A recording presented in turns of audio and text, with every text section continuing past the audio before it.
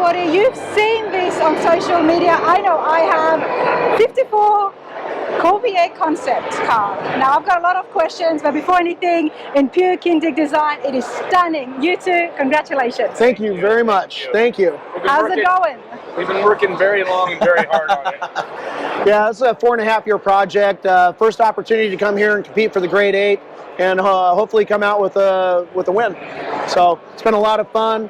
Have a lot of heart and soul. The guys have worked their butts off truly to make this car happen. It's a really incredible piece. There's not a store-bought part that's visible on the car. One of one. It's all aluminum, full unibody. Well, I hope you're ready because we're going to go through inch by inch of this. I'm so excited about it. I've got it all written down. I was so surprised to hear that this is the first time you've competed for the Ridler. And I think many people at home would be surprised as well. Why so long? I was just waiting for the right opportunity. You know, when we met Dave Maxwell about 4.5, 5 years ago, he basically said, I want you to build me a car to compete at Detroit, which was quite an honor. That was about 20 years in business at the time.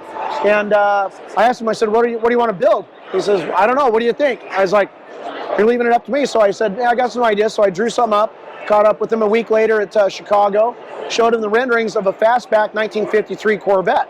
And he says to me, that's pretty cool, but do you think a fiberglass Corvette can win it? I said, I'm not going to build it out of fiberglass. I'm going to build it all out of aluminum. Wow. And then it fastballed forward Will and his crazy ideas. He says, let's not put it on a chassis, let's build it into a unibody, which I really loved. So it's very sculpted.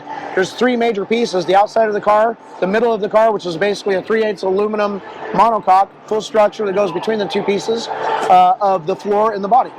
So it's just really cool. The entire V12, the bell housing, the torque tube, and the transaxle create the entire backbone that all of the suspension bolts on. It's insane. It is insane. Kevin, out of all the builds you guys have been doing, what was something that was very different? There's a lot of different things here, but... No, I think the biggest thing with this car is everything.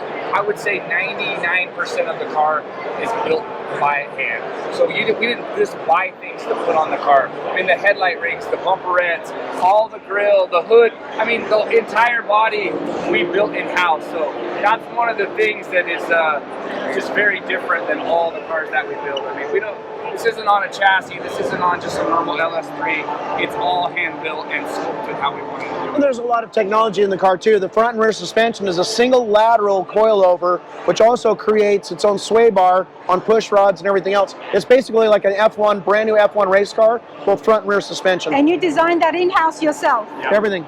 Yep, everything. And we machine most of it. We put a coil over in the luggage. It's a nice little shadow box with the rear suspension in it. I was talking to Kev Dog before, and one of the things we talked about is the concept cars. Now, the concept cars always come out to try to tell us something about where the industry is heading in the future. So in 1954, what were they trying to tell us? Now, this is far from home from what it would have looked like. Right. But why was it designed at that time? So actually 1954 is when they had the Autorama, and they actually had a concept car called the Corvair.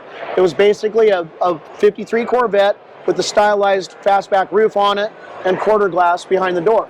I wanted to kind of play off of that, and I always live on the what ifs. You know, what if Corvette Chevrolet made a fastback in 1953? This is my version of a smoothed over rendition of what that car might have looked like. And it's so spot on because those fastback features were not in for another decade after that. That's right. It really lines up with it being a concept car. Yeah. Let's get started, guys. Who's going to talk to me? Cool. I could ramble on like nobody's business. Ask him. I never shut up. Wait, once you get it started, you won't stop. Well, So you know basically, what? I actually want to come here. yes, of course. All aluminum unibody. Yes, correct. So it's an all aluminum unibody, and as you can see underneath, the suspension's actually going through the lower body pan, which is actually the main part of the body. There's only 4 pieces that are painted red on this car: the main body, the hood, and the 2 doors. Wow, It is all one piece. One piece. Correct.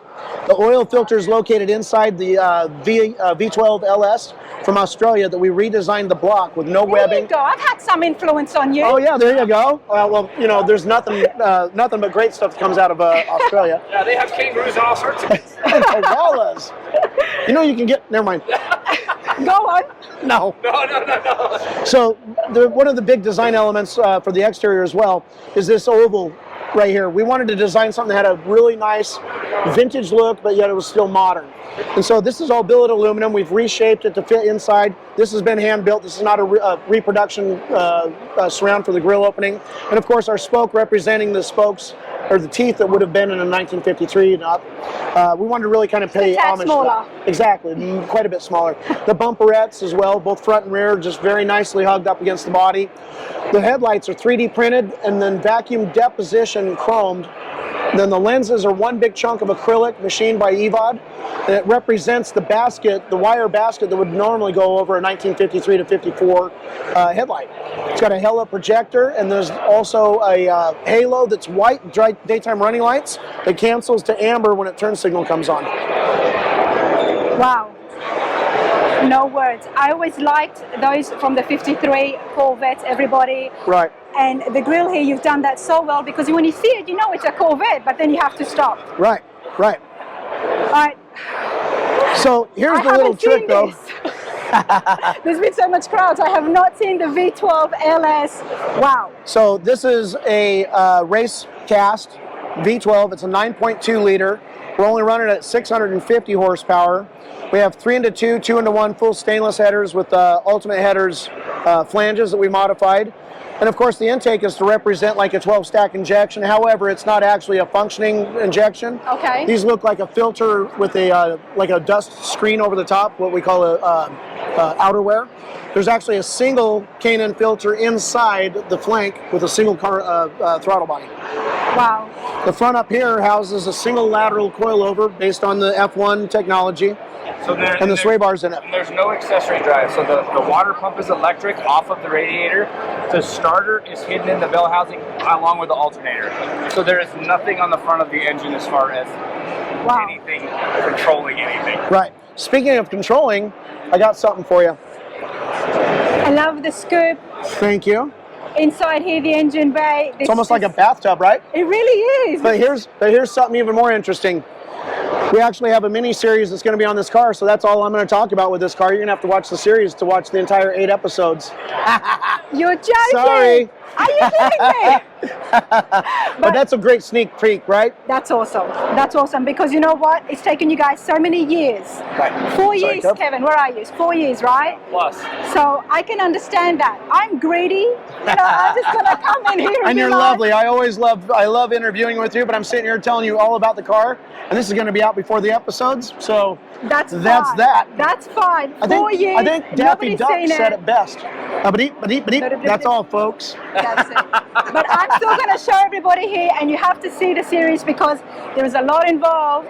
And here I thought I could just, find out. I have to try, right? For you lot at home. But hey, you two, this is phenomenal. I'm going to get some footage. And when can we expect the series? Sometime this year. Yep.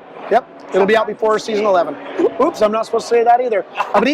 That's all, folks. See ya. Thank you.